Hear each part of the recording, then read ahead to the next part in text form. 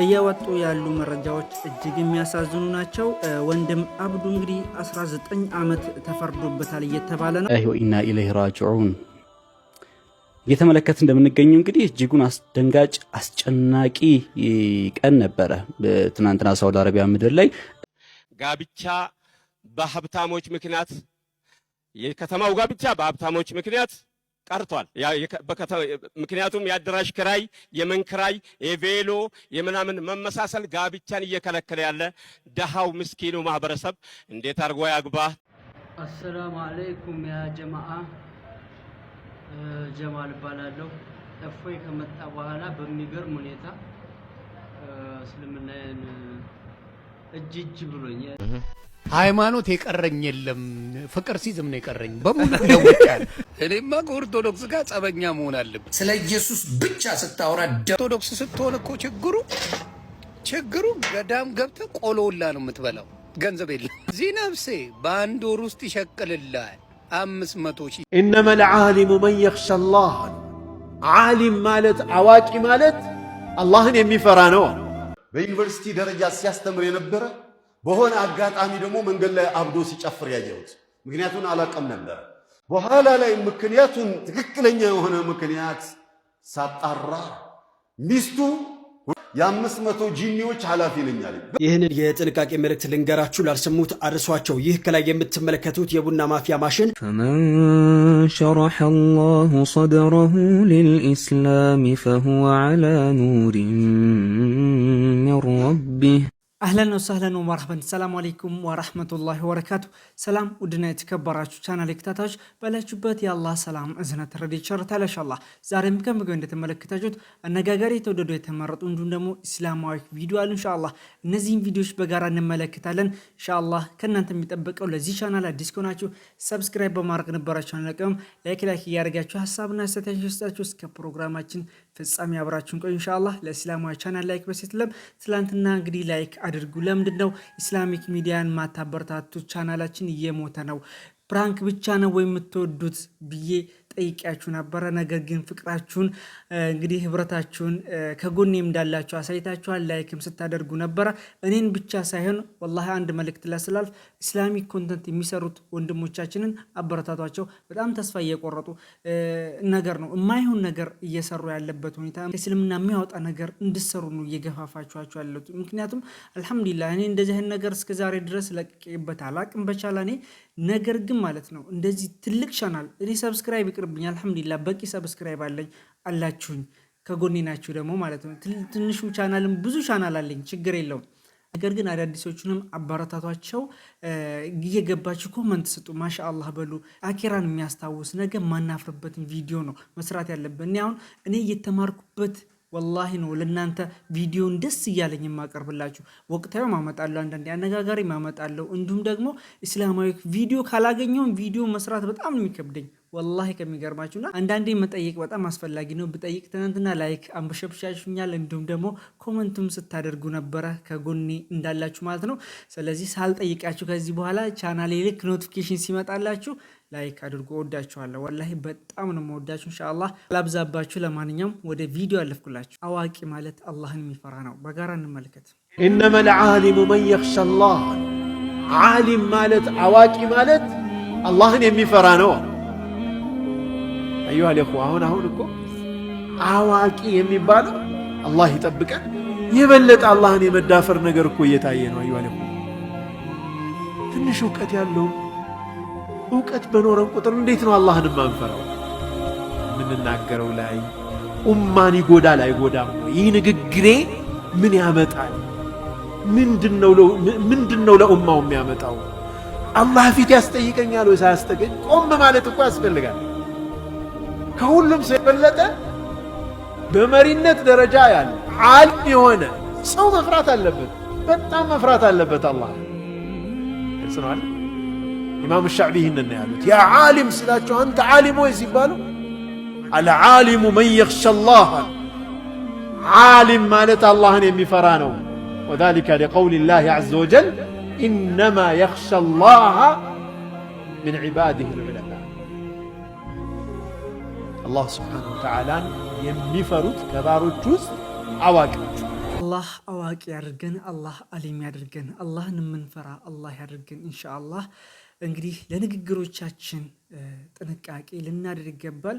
አዋቂ ማለት ኡስታዝ እንግዲህ ተናግሯል። ነገር ግን አሁን ላይ ያለንበት ሁኔታ ደግሞ በጣም ከባድ ያለበት ሁኔታ ነው። አላህን ወንጀል ከመዳፈር የተነሳ እንደ አዋቂ የሚያደርገን ብዙ ሰዎች አለን። አላህ ይጠብቀን። ወጣቱ ምን ይፈልጋል ዛሬ ላይ ማግባት? ስለ ጋብቻ ቤት ከፈረሰ ውጪ ሰውን አናገኝም።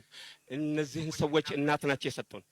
ጋብቻ በሀብታሞች ምክንያት የከተማው ጋብቻ በሀብታሞች ምክንያት ቀርቷል።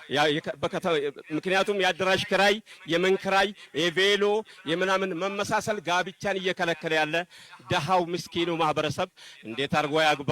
ጥያቄ ይፈጠርና ይዛችሁ ወደ ቤት ሄዶልኝ። ሁለተኛ አንዳንድ ጊዜ ሰዎች ሀብትን ሲያመሰግኑ አንዳንድ ጊዜ ድህነትን አመሰግናለሁ። አንድ ከተማ አውቃለሁ። አንድ ሱፍ አንዱ አሰፋ በደርግ ጊዜ ወላሂ 15 ሰው ነው ያገባበት። አሰላሙ አለይኩም ወራህመቱላሂ ወበረካቱ። የሚገርም ነው ወላሂ የሚገርም። ጋብቻን እየከለከለ ያለው ቬሎ፣ ያደራሽ ክራይ፣ እንምጥርቅሹ ብራይዴ ምናምን የማይሆን ነገር በቃ ብዙ ተግባር ያሁን ወጪ ራሱ ለሷ ማልበስ ራሱ ወጪው በጣም ከባድ ያለንበት ጊዜ ነው። ስለዚህ ይሄ ነገር ጋብቻን እየከለከለ ነው። ድህነቴን ሁሉ አመሰግናለሁ ያለበት ሁኔታ ነው። ሱብሃንአላህ። እና የሴት ቤተሰቦች ኦር ደግሞ ሴቶች አታክብዱብን፣ በቃ እናግባ እንዴ ቀለል ተደርገን ሆ እና በዚህ ጉዳይ ላይ የምትስማሙ ካላችሁ ሁላችሁም እጃችሁን አውጡ። እኔ በመጀመሪያ አስማማለሁ። ለማንኛውም ሁላችንም አላህ ይዘውጀን፣ ያገባችሁ ደግሞ አላህ ጥሩ ትዳር ይወፍቃችሁ ለማለት እወዳለሁ። ውለዱ፣ ክበዱ፣ ድመቁ እና ልጆቻችሁን በዚህ መልኩ ወላሂ አንክፋ። ወደ ሐራም ነገር ውስጥ እየከተትናቸው ያለንበት ሁኔታ ነው። የአሁን ዘመን ህጻናቶች በጣም ነው የሚያጅቡት።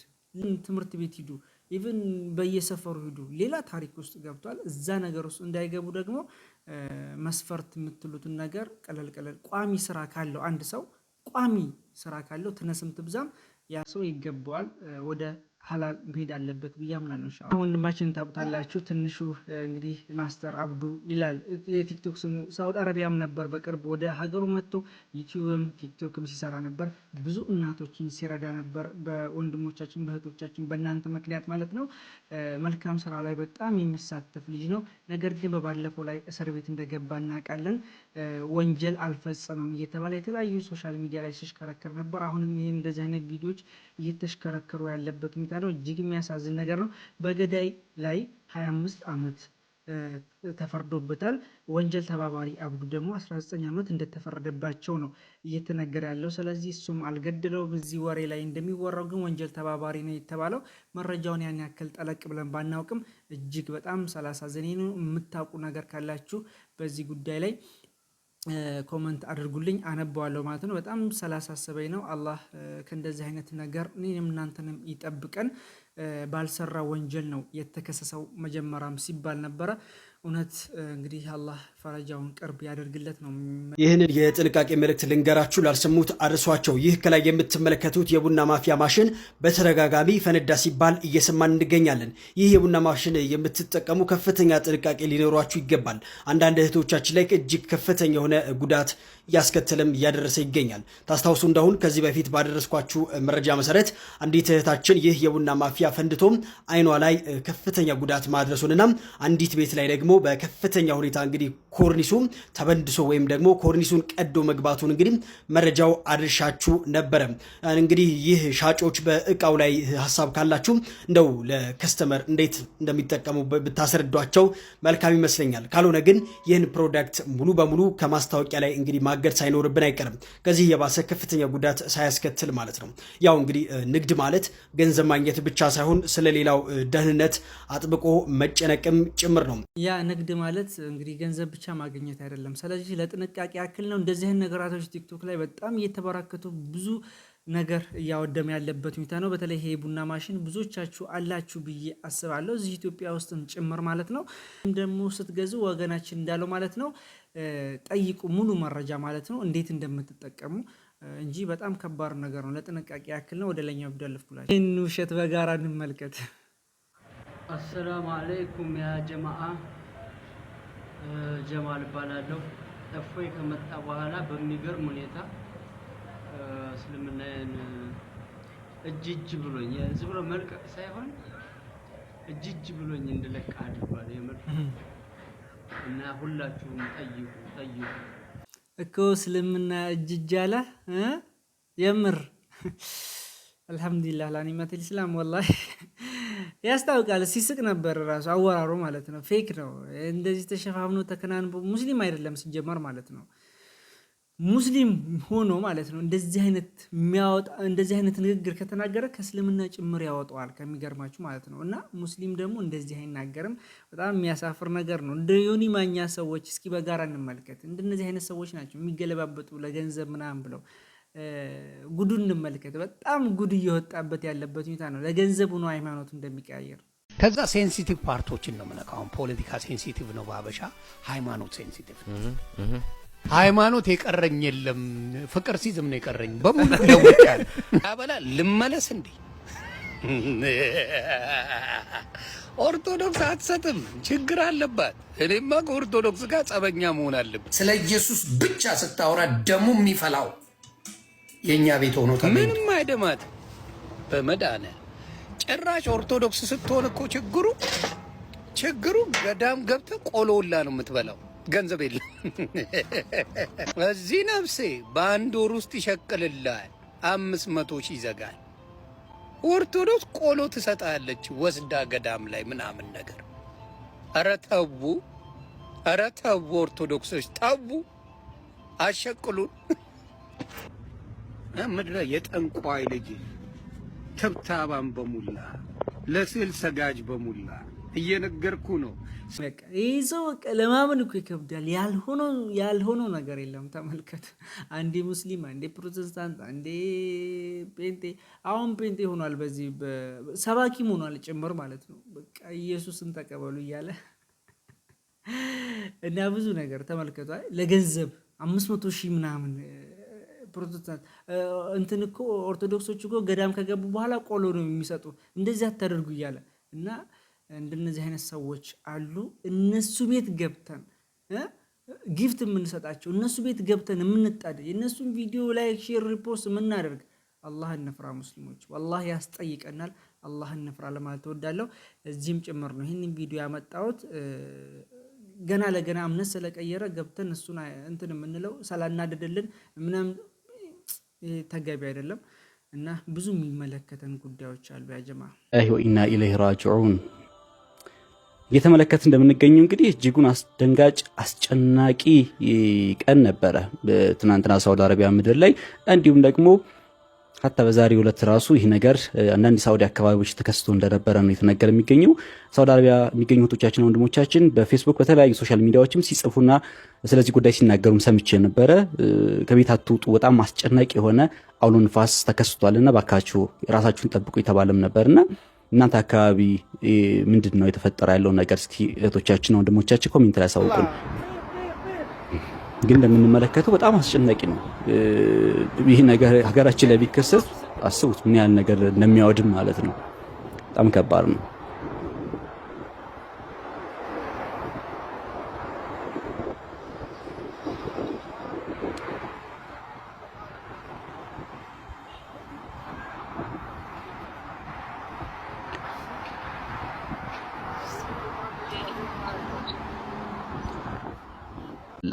የኢትዮጵያ ሕዝብ በሚያጠፋው ጥፋት ሌላ ዓለም ላይ ያሉ ወገኖቻችሁ የተጎዱም ሊሆኑ ይችላሉ። በእኔ በኸይር ነገር ደግሞ እዛ ያሉ ወንድሞችና እህቶቼ ከበላ ሊመለሱ ይችላሉ። እንዲህ ነው የዱንያ ሱና ማለት ነው፣ አጠቃላይ የምድር ህግ ማለት ነው። ስለዚህ ይሄን ነገር ታሳቢ አድርገን ወደ ኸይር ነገር እንመጣ ይገባል የሚል መልእክት ነው ያለኝ። እኔ ኡስታዝ ሆኜ ወይም ሼህ ሆኜ አይደለም ይሄን መልእክት ያስተላልፉ ያልኩት፣ የተሰማኝን የግል ሐሳቤን ነው። እኔ በምሰራው ወንጀል አንተ ሁላችን በምንሰራው ጥፋት ነው ይህ ነገር የተፈጠረ ያለው። ስለዚህ ወደ አላህ መመለስ አለብን የሚለው መልእክት ለማስተላለፍ ያለው። ሳውዲ የተፈጠረውን አስደንጋጭ ነገር ተመልክተናል። ከባድ አውሎ ንፋስም እንደመጣ እንደተከሰተ እንግዲህ በቪዲዮም ጭምር ተመልክተናል።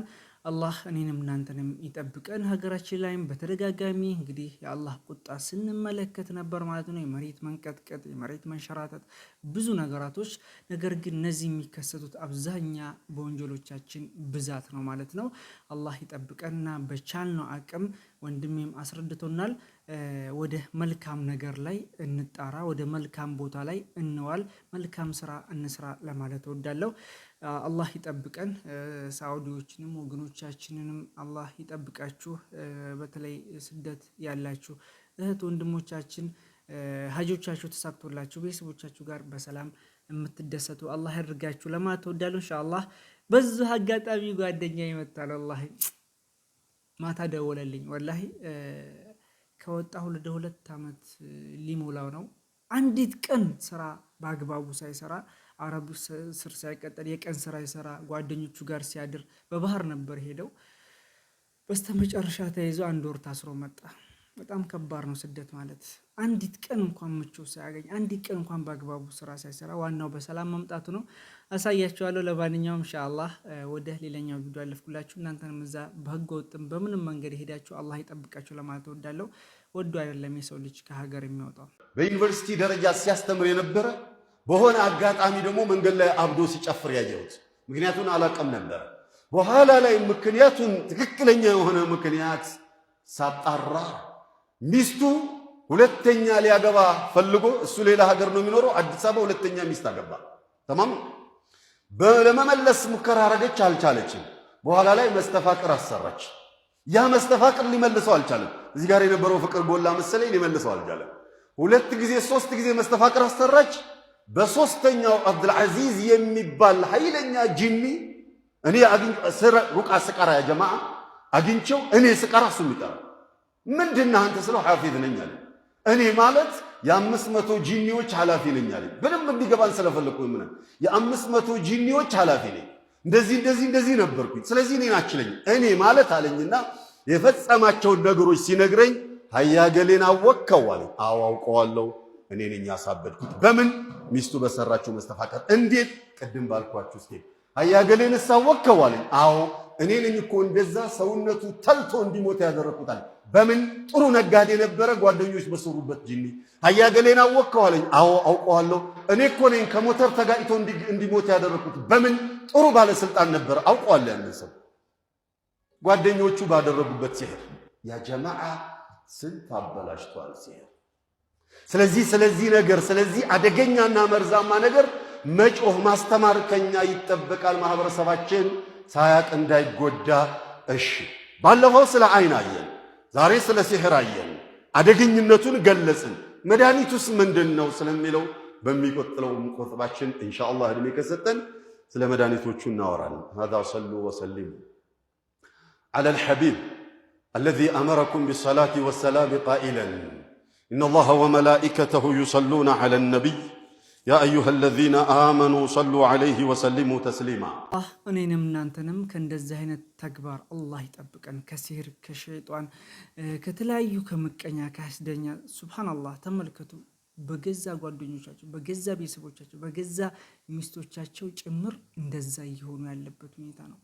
ኢና ሊላሂ ወኢና ኢለይሂ ራጂዑን። እጅግ የሚያስደነግጥ እጅግ የሚያሳዝን ጥሩ ህይወት ላይ የነበረ ሰው በዚህ መልኩ ኢንሻአላህ ወደፊት እንጠብቀዋለን በጉጉት ብዙ ነገር። እንግዲህ ከዛ የምንጠበቅበት መንገድ ምክንያቱም ምንድነው የሚለው ነገር ኢንሻአላህ በቀጣይ ኹጥባ አስደምጣችኋለሁ ብሏል ማለት ነው። አላህ ይጠብቀን። ለማንኛውም ማንም ማመን እንዳለብን አናውቅም። ብቻ ከባድ ነው ይሄ ጊዜ ወላሂ። ወንድሙ ላይ የጨከነ ያለበት ጊዜ ነው። ማን ጥሩ ማን መጥፎ እንደሆነ ለይተን አናውቅም። ነገር ግን አላህ ይጠብቀን ነው ማለት ኢንሻአላህ። የዛሬ ቪዲዮአችን ይሄ መስል ነበር። አብራችሁ ስለቆያችሁ ከልብ አመሰግናለሁ። ወሰላሙ አለይኩም ወራህመቱላሂ ወበረካቱ። መልካም